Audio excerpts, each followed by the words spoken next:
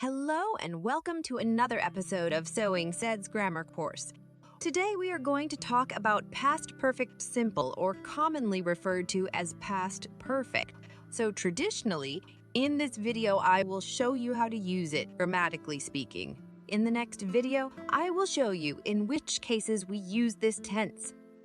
In a nutshell, we use past perfect to show a past event that completed before a time or an event in the past. Okay, what does past perfect look like in the sentence? First comes the subject, then the auxiliary verb had, followed by the past participle of the verb. Just to remind you, past participle is the form of the verb you can find in the table of irregular verbs in the third column, the so-called third form of the verb. I've added this table after this video. Feel free to download and use it. So, the verb form in the third column is called past participle. I will tell you more about past participle in the future.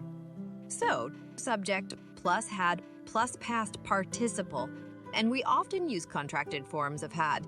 I had, I'd, you had, you'd, he had, he'd, she had, she'd, it had, it, we had, we'd, they had, they'd. For example, when we got back home, the babysitter had gone. Gone is the past participle of go. He was sacked before he had a chance to explain himself. She had prepared well before she took the test. In questions, the auxiliary verb had goes before the subject. For example, had you thought about your future before choosing college? Had she watered the flower before it died? How much had you drunk before you got into this fight? In negative, we use had not or hadn't before the past participle. For example, he hadn't eaten anything before the driving test. She was so sleepy, she hadn't slept a minute the night before.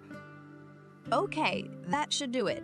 In the next episode, I will tell you all the secrets of past perfect, and most importantly, I will teach you how to use it correctly to always look smart. Stay tuned.